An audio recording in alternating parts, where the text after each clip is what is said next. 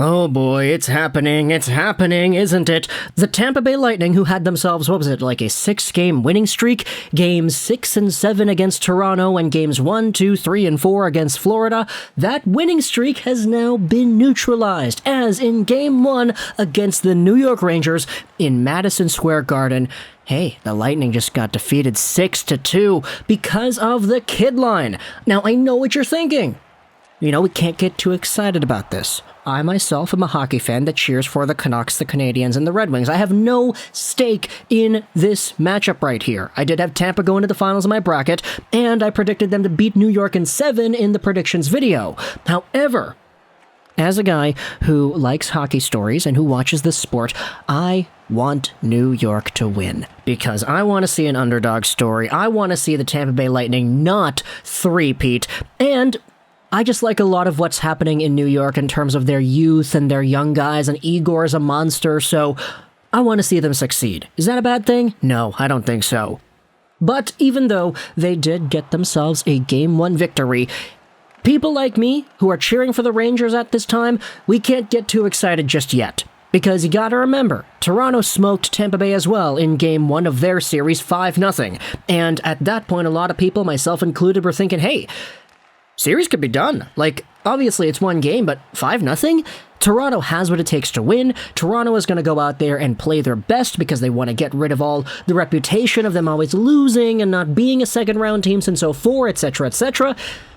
And to be fair, they did play pretty well, but they still lost. So even though this Game 1 was a great result on paper, 6-2 New York in MSG, all the crowd is pumped up, everybody's super hyped, we still gotta be a little bit calm heading into games 2, 3, 4, inevitably 5, 6, 7 if those ever do come to fruition. There was a lot of rough stuff at the end of the game with Ryan Reeves and Patty Maroon, but that is to be expected. The late game shenanigans, the Tampa Bay Lightning, even though they're going to be losing a game, they don't want to go out without a fight, and they definitely did show some fight physically towards the end there. But at the end of the day, this was a very good game for New York fans that are looking for production from that kid line. The kids are indeed all right. It is Capo Caco, Alexi Lafreniere, and Tomas Hertl.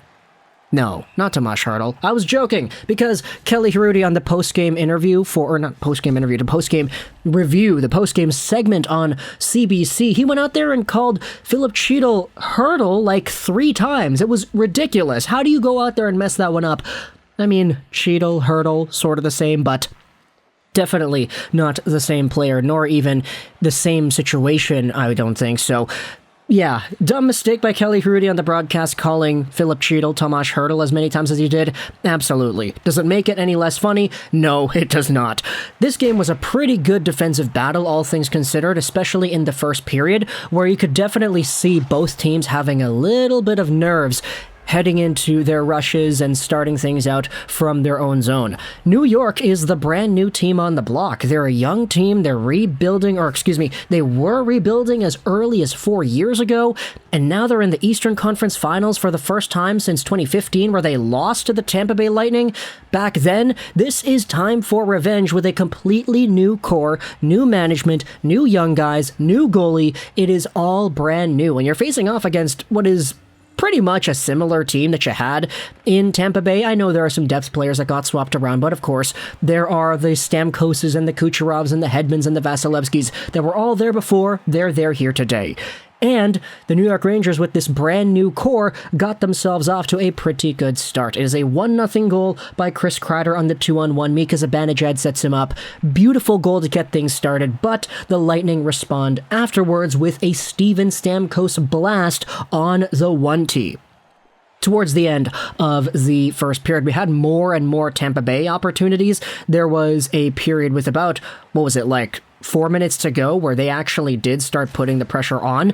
But in the second period, this is where we really start to see what good placement of opportunities looks like in a goaltending matchup like Shesterkin versus Vasilevskiy. You had yourselves the first goal scored by Frank Vatrano in the second period, he takes a puck that is just kind of loose in the Lightning zone. It's him and Fox who kind of touch it up, and they're kind of confused. Okay, do I get it? No, you get it. No, I get it. And then Vatrano just picks it up. He's like, okay, Fox, just go away. I'm just going to hold on to the puck for a second or two. And then he looks at the goal. He notices there's a screen. He shoots it, and it goes right by Vasilevskiy. Earlier on in that same play, he had a really good back check that prevented a shot opportunity for the Lightning on the odd man rush, so that was a really good defensive showcase, and it was one of the themes that we saw a lot of the Rangers players do. Hard back checks, getting involved, just getting their sticks into passing lanes and deflecting away shot opportunities. Tampa likes to strike on the rush, and the Rangers really did a good job of neutralizing that aspect of their offense in this Game 1. Andre Palat responded about 30-ish seconds after the Frank Vatrano goal. Very nice backhander off the post and in off the Steven Stamkos rebound. So there you go. That's Tampa Bay reading Igor and understanding what it takes to score on this guy. Get your shots and make sure he's out of position for those rebound opportunities, and you're going to have some openings there. Unfortunately for the Lightning, though, that is the last goal that the Rangers and Igor Shesterkin end up letting in, as Filip Chytil ends up getting himself his first of the series. It's a setup play by Capo Kakko. He's down low. He draws 4 Tampa Bay Lightning players to him before sending it right out in front for Chytil, who shoots and scores. And then just about 5 minutes later, you have some more New York zone time, absolutely dominating the possession metrics over here.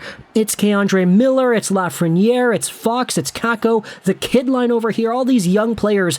And eventually it's a one-time pass from K'Andre Miller to the opposite side. Chytil's right there. He shoots it. It goes off of Vasilevskiy's shoulder and in.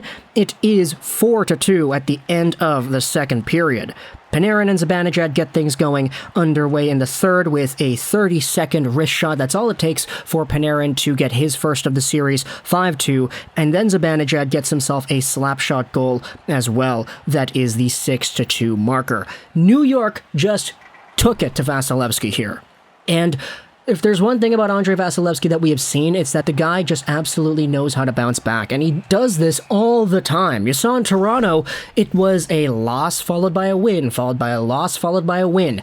Andrei Vasilevskiy is one of the best rebounding goaltenders in the NHL, and I would debate in the history of the NHL when it comes to bouncing back after losses. It's going to be really tough to beat Vasilevskiy in Game 2 compared to in Game 1. You could see just the body language, you know? I've always admired that about Andrei Vasilevskiy. When he lets in a goal, you can see that he doesn't really mope around. He just kind of puts his head down, he gets back up, and his posture is so... oh man, I hate using this word, but it's so alpha. He just knows that he's in control, and if he gets scored against, he doesn't mope around about it. You don't see that he's like frustrated or whatever. He just kind of feels like, okay, you beat me. Let's move on. He is so mentally strong when it comes to his temperament on the ice that this is the type of player that you need to win championships, and it's... I mean, look, he's been to the Stanley Cup Finals 3 times already, and he could be going for a 4th time depending on what happens in the rest of this series. So, Vasilevskiy, fantastic. Igor Shesterkin, fantastic too. I did count a few more offensive opportunities and shots by Tampa that gave Shesterkin a little bit more trouble than what the Rangers were giving Vasilevskiy. I do think that Shesterkin had a little bit of the more difficult set of opportunities in this game, although it just was him making the saves and doing what he needs to do. He got taken out by a Steven Stamkos, what was it, like a stick to the head earlier on in the game, and he actually took some time to fix himself up before coming back. That was a scary moment. Like, if Igor Shesterkin leaves this series and he's not able to play, then I'm sorry, New York, but if it's Georgiev versus Vasilevskiy, I don't really like Georgiev's chances there. Igor Shesterkin is one of the only guys that I think can match the output that Vasilevskiy is able to put out there on the ice. But either way, talk to me in the comments all your thoughts about the Rangers taking it to the Lightning 6-2 in Game 1 of their Eastern Conference Final Series. The Rangers, they just got to win 3 of the next 6, and then they have themselves a route to the Stanley Cup Finals. Talk to me in the comments all your thoughts. I hope you enjoyed this Boucher 9. And bye.